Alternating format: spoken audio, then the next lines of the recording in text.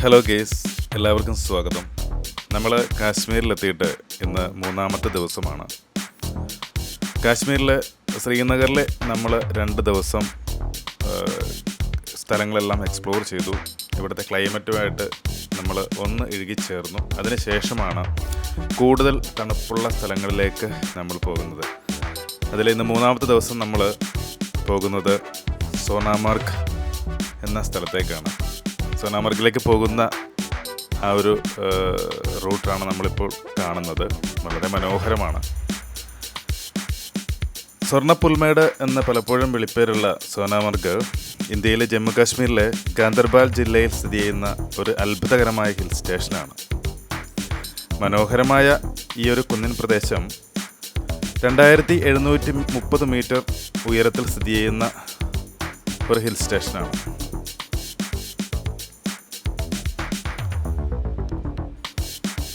സോനാമാർഗ് ചരിത്രപരമായി കാശ്മീരിനെ സോജില പാസ് വഴി മധ്യേഷ്യയുമായി ബന്ധിപ്പിച്ച ഒരു പുരാതന സിൽക്ക് റോഡിൻ്റെ ഒരു പ്രധാന ഭാഗമായിരുന്നു. വ്യാപാരികളും യാത്രക്കാരും നൂറ്റാണ്ടുകളായി ഉപയോഗിച്ചിരുന്ന പാതയാണിത്. കാശ്മീർ താഴ്വരയിൽ നിന്ന് ലഡാക്കിലേക്കുള്ള പ്രവേശന കവാടമായതിനാൽ ഇത് ഒരു തന്ത്രപ്രധാനമായ ഒരു റൂട്ട് കൂടിയാണ്. സാധനങ്ങളും സൈനികരും കൊണ്ടുപോകുന്നതിന് ഇന്ത്യൻ സൈന്യം ഉപയോഗിക്കുന്ന ഒരു പ്രധാന ലൈഫ് ലൈൻ കൂടിയാണ് ഈ ഒരു വീഥി. മഞ്ഞുവീഴ്ച കാരണം സാധാരണയായി ശൈത്യകാലത്ത് നവംബർ മുതൽ ഏപ്രിൽ വരെ സോജില പാസ് അടച്ചിടാറുണ്ട്. ആ സമയത്തൊക്കെ സോനാമാർഗിലേക്ക് നമുക്ക് സഞ്ചാര സ്വാതന്ത്ര്യം ഉണ്ടായിരിക്കുന്നതല്ല ഈ റൂട്ടിലൂടെ. ഇവിടുത്തെ വീടുകൾ മണ്ണിടിച്ചിലിനെ പ്രതിരോധിക്കുന്ന വിധത്തിലുള്ള വീടുകളാണ്. മണ്ണിടിച്ചിൽ വന്നാലും അപകടങ്ങളൊന്നും കാര്യമായി ഉണ്ടാകാത്ത രീതിയിലുള്ള നിർമ്മിതികളാണ് ഇവിടെ നമുക്ക് കാണുവാൻ സാധിക്കുന്നത്.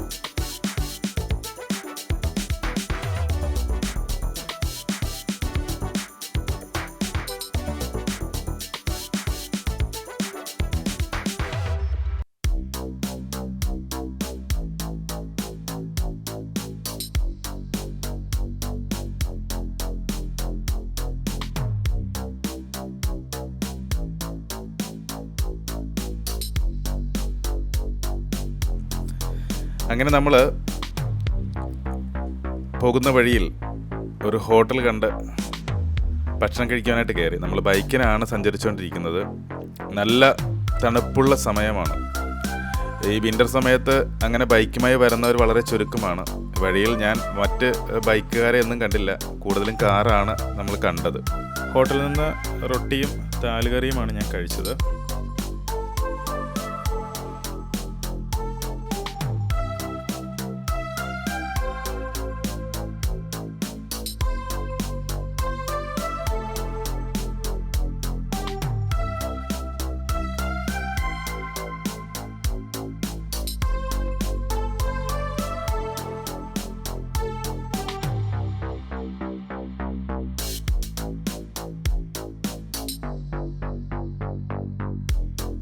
സോനാമാർഗ് പോകുന്ന വഴി മനോഹരമായി ഒഴുകുന്ന ഒരു നദി കാണുകയുണ്ടായി. ഈ നദിയുടെ പേര് സിന്ധ് നദി എന്നാണ്. ജലനദിയുടെ ഒരു പോഷക നദിയാണ് ഈ കാണുന്നത്. ശ്രീനഗർ സോനാമാർഗ് ഭാഗത്തിലൂടെ ഒഴുകുന്ന ഒരു വലിയൊരു നദി തന്നെയാണത്. നല്ലൊരു ഭംഗി ഉണ്ട്. ശരിക്കും ഇവിടെ വെള്ളം നല്ലോണം കൂടുന്ന സമയങ്ങളിൽ ഒട്ടേറെ വാട്ടർ ആക്ടിവിറ്റീസും നടക്കാറുണ്ട് എന്നാണ് ഇവിടെ താമസിക്കുന്ന ആളുകൾ പറഞ്ഞത്. ഈ നദിയെക്കുറിച്ച് നമുക്ക് വിവരിച്ചു തന്നത് പ്രദേശവാസികളായ 2 സ്ത്രീകളാണ്.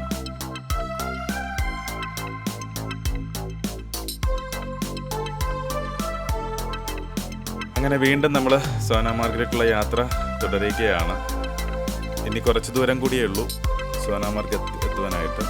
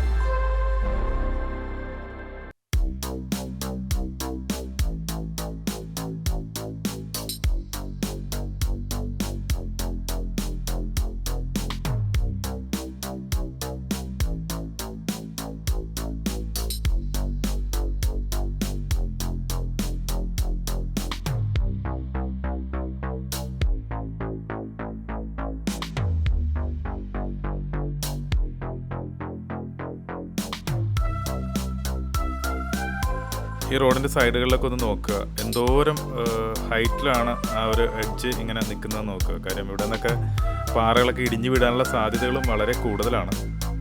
അതുപോലെ റോഡിൻ്റെ സൈഡുകളിൽ പാറകൾ ഇടിഞ്ഞു വീഴാതിരിക്കുന്നതിനായിട്ട് നെറ്റ് കൊണ്ടുള്ള ഒരു പ്രൊട്ടക്ഷനും പല സ്ഥലങ്ങളിലും കൊടുത്തതായിട്ട് കാണുന്നുണ്ട്.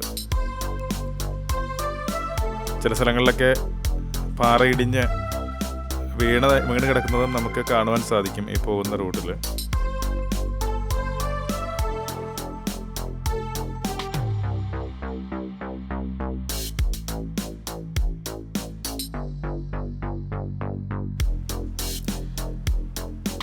ഈ ഒരു യാത്രയിൽ മഞ്ഞുമൂടിയ മലനിരകൾ കാണുവാനായിട്ട് വളരെ ഭംഗിയാണ്.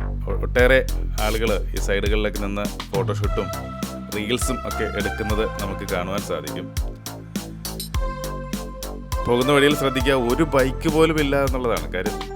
ഞാൻ മാത്രമാണ് ശരിക്കും ഈ ഒരു ബുള്ളറ്റിലെ ഈ ഒരു സമയത്ത് പോകുന്നത്. പലരും അത്ഭുതത്തോടെ നോക്കുന്നുണ്ട്.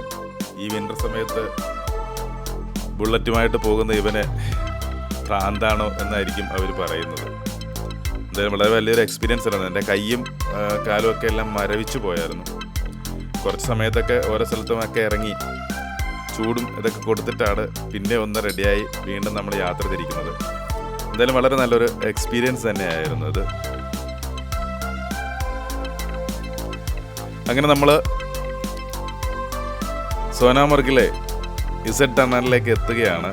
ഈ ടണൽ കഴിഞ്ഞു കഴിഞ്ഞാൽ സോനാമർഗിൻ്റെ മഞ്ഞുമലകളിലേക്ക് നമ്മൾ എത്തുകയാണ്.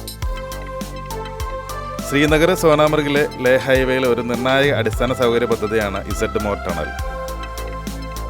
ഏകദേശം 6.5 കിലോമീറ്റർ ദൂരം വരും ഈ ഒരു ടണലിന്.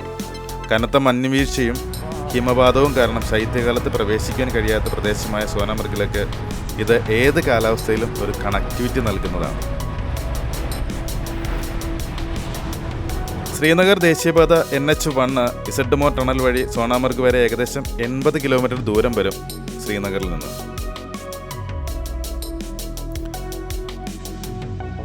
ഗാണ്ടർബൽ, കങ്കൻ, ഗഗാംഗീർ, ഇസഡ് മോർ ടണൽ, സോനാമർഗ് എന്നിങ്ങനെയാണ് നമ്മുടെ ഈ റൂട്ട് വരുന്നത്. റോഡും കാലാവസ്ഥയും അനുസരിച്ച് ഏകദേശം 2.5 മണിക്കൂർ മുതൽ 3 മണിക്കൂർ വരെ ശ്രീനഗർ മുതൽ സോനാമർഗ് വരെയുള്ള യാത്രയിൽ എടുക്കാറുണ്ട്. ഗാണ്ടർബാൽ ജില്ലയിലെ ഗഗാംഗീറിനെ സോനാമർഗുമായി ബന്ധിപ്പിക്കുന്ന ഒരു പ്രധാന മാർഗമാണ് ഈ ഒരു ടണൽ. അങ്ങനെ നമ്മൾ ടണൽ കഴിഞ്ഞ് നമ്മുടെ ഡ്രീം പ്ലേസായ സോനാമർഗിലേക്ക് എത്തിയിരിക്കുകയാണ്. എന്ത് ഭംഗിയാണ് നോക്കിയാൽ ഇവിടെ നിന്ന് നോക്കുവാൻ തന്നെ. ഞാനിവിടെ ആ ടണൽ കഴിഞ്ഞ് കുറച്ച് നേരം വെയിറ്റ് ചെയ്തായിരുന്നു. നമ്മൾ നേരത്തെ പറഞ്ഞു ഇവിടുത്തെ സുരക്ഷാ സേന ഭയങ്കര ശക്തമാണ് എന്നുള്ളത്. അപ്പോൾ ഞാൻ ഈ ബൈക്കിന് വന്നത് കൊണ്ടും തന്നെ അവർക്കും അത്ഭുതമായി. എൻ്റെ ബുള്ളറ്റ് കണ്ട് ഒരു സൈനികൻ നമ്മുടെ അടുത്ത് വന്നായിരുന്നു. സാറിനപ്പോൾ ആ ബുള്ളറ്റ് ഒന്ന് ഓടിക്കണം. അങ്ങനെ അദ്ദേഹം എൻ്റെ ബുള്ളറ്റ്, ഞാൻ വന്ന ബുള്ളറ്റ് അവിടെ ഒന്ന് റൗണ്ട് ചുറ്റുകയാണ് സോനാമർഗിൻ്റെ ടണലിൻ്റെ ഫ്രണ്ടിൽ തന്നെ. വളരെ സന്തോഷമായി.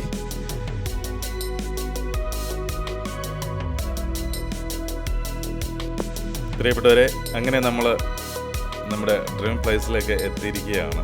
ഈ ഒരു ബ്രിഡ്ജ് കടന്ന് അങ്ങോട്ട് ചെല്ലുന്നത് സോനാമർഗിലെ മഞ്ഞ്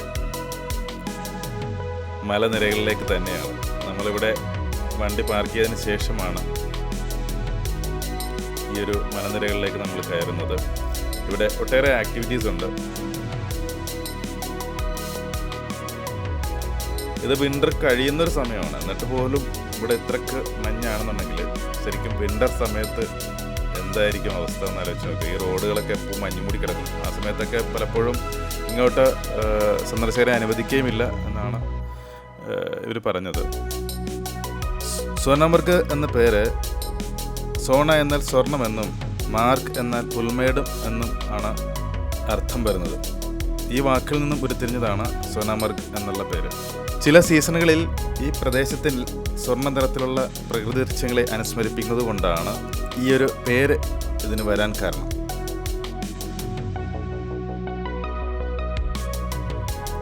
ഇവിടുന്ന് ലഡാക്കിലേക്ക് ഏകദേശം 343 കിലോമീറ്റർ വരും. കാർഗിലേക്ക് 126 കിലോമീറ്ററും ആണ് ദൂരം വരുന്നത്. വണ്ടി പാർക്ക് ചെയ്തു. നമ്മൾ മഞ്ഞിൽ കളിക്കാൻ പോവുകയാണ്. അത്യാവശ്യം കോടമഞ്ഞും ഒക്കെ എക്സ്പീരിയൻസ് ചെയ്യാൻ പറ്റി.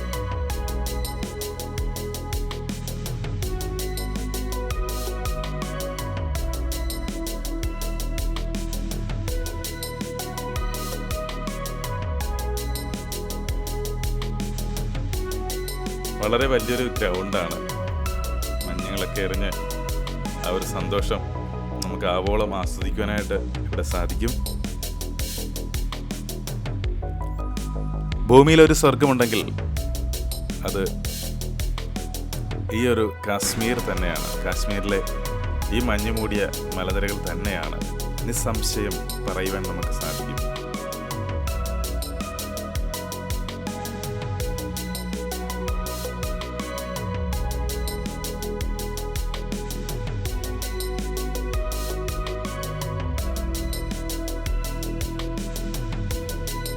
നമ്മളിവിടെ വരുമ്പോൾ തന്നെ ഓരോ ആക്ടിവിറ്റീസിനും വേണ്ടി നമ്മളെ കച്ചവടക്കാർ സമീപിക്കും. ഒട്ടേറെ മോട്ടോർ റൈഡ് ആക്ടിവിറ്റീസും ഇവിടെയുണ്ട്. ചാർജ് എപ്പോഴും നമ്മൾ ബാർഗൈൻ ചെയ്ത് കുറച്ചേ വാങ്ങിക്കാവുള്ളൂ. ഇവർ പറയുന്ന റേറ്റിന് നമ്മൾ പോകാൻ നിന്ന് കഴിഞ്ഞാൽ വളരെ നമുക്ക് പിന്നീട് ആലോചിക്കുമ്പോൾ നഷ്ടബോധം തോന്നും. അപ്പോൾ അതുകൊണ്ട് മാക്സിമം ബാർഗെയിൻ ചെയ്ത് പ്രൈസ് കുറച്ചിട്ട് പോകുവാൻ ശ്രദ്ധിക്കുക.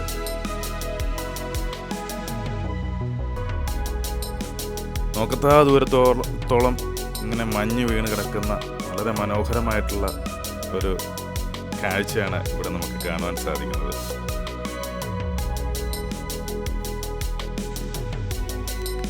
ഇവിടെ നമുക്ക് സ്നോ ബൂട്ടുകളും ജാക്കറ്റുകളും ഒക്കെ വാടകയ്ക്ക് ലഭിക്കും. മെയ് മുതൽ ജൂലൈ വരെ ആണ് ശരിക്കും ഇവിടെ ഏറ്റവും കൂടുതൽ ആക്ടിവിറ്റീസ് വരുന്നത്.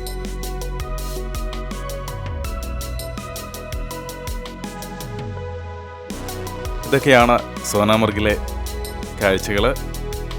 അധികം നിങ്ങളെ വീഡിയോ കാണിച്ചാൻ മുഷിപ്പിക്കുന്നില്ല. ഞാൻ അങ്ങനെ അധികം ആക്ടിവിറ്റീസ് ഒന്നും ചെയ്തില്ല. നമ്മൾ മഞ്ഞ് എക്സ്പ്ലോർ ചെയ്യുക എന്നുള്ളത് മാത്രമാണ് നമ്മുടെ ലക്ഷ്യം.